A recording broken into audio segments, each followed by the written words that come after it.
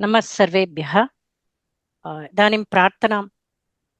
वैदेही सहितं सुरद्रुमतले हैमे महामण्टपे मध्ये पुष्पकमासने मणिमये वीरासने सुस्थितम् अग्रे वाचयति प्रभञ्जनसुते तत्त्वं मुनिभ्यः परम् आख्यान्तं भरतादिभिः परिवृतं रामं भजे श्यामलम्।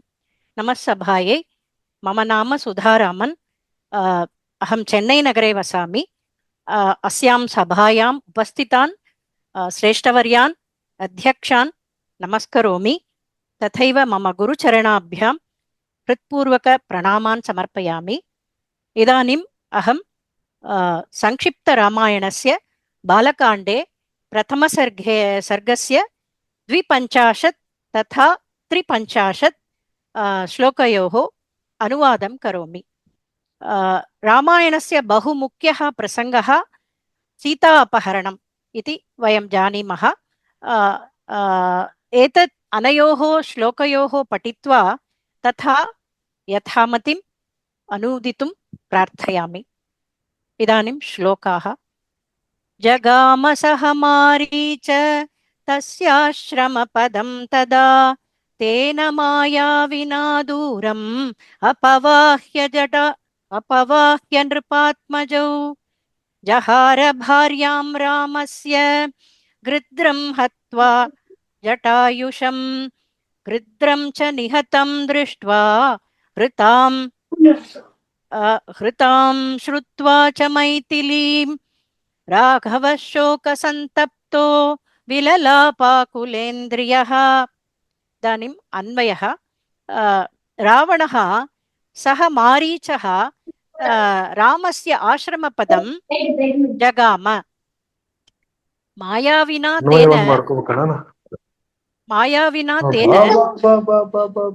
कृपात्मजौ दूरम् अपवाह्य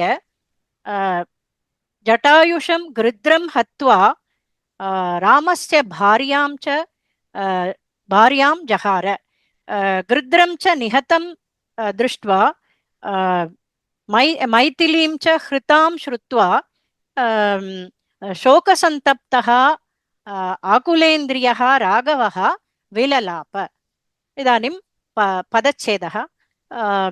जगाम सः मारीचः तस्य आश्रमपदं तदा तेन मायाविना दूरम् अपवाह्य नृपात्मजौ जहार भार्यां रामस्य गृध्रं हत्वा जटायुषं गृध्रं च निहतं दृष्ट्वा हृतां श्रुत्वा च मैथिलीं राघवः शोकसन्तप्तः विललाप आकुलेन्द्रियः। इदानीं पदस्वरूपाणि वदामि।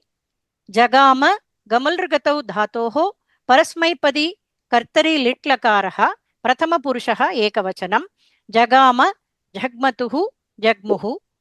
सह मारीचः अकारान्त पुल्लिङ्ग प्रथमाविभक्तिः एकवचनं। विग्रहवाक्यं मारीचेन सहितः सह मारीचः। तस्य दकारान्त पुल्लिङ्ग तत्शब्दस्य षष्ठी विभक्तिः एकवचनं।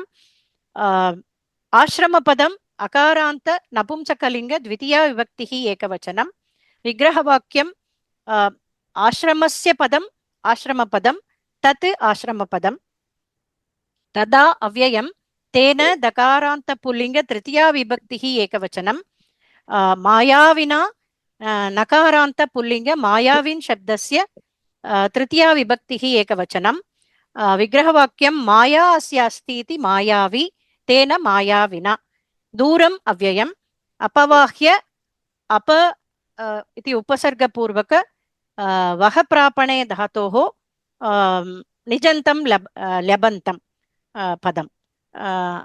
नृपात्मजौ अकारान्त पुल्लिङ्ग नृपात्मज शब्दस्य द्वितीया विभक्तिः द्विवचनं। विग्रहवाक्यं नृपस्य आत्मजौ नृपात्मजौ तौ। जहार हृञ् हरणे धातोः परस्मैपदी कर्तरी लिट् लकारः प्रथमपुरुषः एकवचनं भार्याम् अकारान्त स्त्रीलिङ्ग भार्या शब्दस्य द्वितीया विभक्तिः एकवचनं रामस्य अकारान्त पुल्लिङ्ग षष्ठी विभक्तिः एकवचनं गृद्रम् अकारान्त पुल्लिङ्ग गृद्रशब्दस्य द्वितीया विभक्तिः एकवचनं हत्वा हनहिंसागत्योः परस्मैपदी कर्तरी त्वान्तम् अव्ययं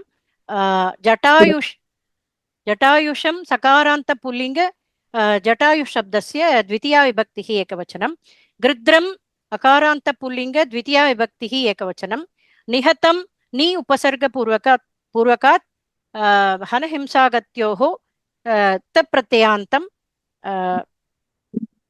द्वितीया विभक्तिः एकवचनं दृष्ट्वा दृशिप्रेषणे धातोः परस्मैपदी त्वान्तम् अव्ययं कृतां परस्मैपदी आवश्यकं प्रेक्षणे धातोः त्वान्तम् अव्ययं हृतां हृञ् हरणे धातोः तप्रत्ययान्तं द्वितीया विभक्तिः एकवचनं श्रुत्वा श्रुश्रवणे धातोः त्वान्तम् अव्ययं च व्ययं मैथिलीम् इकारान्त स्त्रीलिङ्ग मैथिली शब्दस्य द्वितीया विभक्तिः एकवचनं विग्रहवाक्यं मिथिलायाः इयं मैथिली तां मैथिलीं राघवः अकारान्त पुल्लिङ्ग प्रथमा विभक्तिः एकवचनं विग्रहवाक्यं रघोः गोत्रापत्यं पुमान् राघवः शोकसन्तप्तः अकारान्त पुल्लिङ्ग प्रथमा विभक्तिः एकवचनं विग्रहवाक्यं शोकेन सन्तप्तः शोकसन्तप्तः विललाप वि उपसर्गपूर्वक लप् व्यक्तायां वाचि धातोः कर्तरि लिट् लकारः प्रथमपुरुषः एकवचनं विललाप विलेपतुः विलेपुः आकुलेन्द्रियः अकारान्त पुल्लिङ्ग प्रथमा विभक्तिः एकवचनं विग्रहवाक्यं व्याकुलानि इन्द्रियाणि यस्य सः व्याकुलेन्द्रियः व्याकुलानि इन्द्रियाणि यस्य सः व्याकुलानि नास्ति आकुलानि ओके सह मारीचस्तस्य अनयोर्मध्ये इदानीं सन्धयः सह मारीचस्तस्य अनयोर्मध्ये विसर्गस्य सकारादेशः भवति तस्य आश्रमपदम् अत्र सवर्णदीर्घसन्धिः भवति शोकसन्तप्तः विललापः अत्र विसर्गस्य ओकारादेशसन्धिः भवति विललापाकुलेन्द्रियः अत्र सवर्णदीर्घसन्धिः भवति इदानीं तात्पर्यं वदामि तस्मिन् समये मारीचेन सहितः रावणः रामस्य निवासस्थानं गतवान् मायाविना मारीचेन रामलक्ष्मणौ आश्रमात् बहुदूरम् अपनीतवान् रामस्य भार्यां सीतां च अपहृतवान् तदा जटायुषं नामकं गृध्रराजं विपन्नं कृतवान् तदनन्तरं श्रीरामः गृध्रराजं जटायुषं निहतप्रायं दृष्ट्वा मैथिली च अपनीता इति जटायुमुखात् आकर्ण्य शोकेन पीडितः सन् तस्य इन्द्रियाणि अत्यधिकं व्याकुली भूतानि सः रोदितुम् आरब्धवान् इति अस्य श्लोकस्य तात्पर्यं श्रीकृष्णार्पणम् मैथिली शब्दं चालयति वा इकारान्त स्त्रीलिङ्ग मैथिली शब्दः मैथिल्यौ मैथिल्यः मैथिलीं मैथिल्यौ मैथिलीः मैथिल्या मैथिल्यै मैथिल्याः मैथिल्यां मैथिलीभिः मैथिलीनां मैथिलीषु मैथिलीषु मैथिलीषु मैथिलीषु ओके किमर्थं मैथिलीषु ओके तत्र नदीषु मैथिलीषु किमर्थं मैथिलीषु किमर्थं नास्ति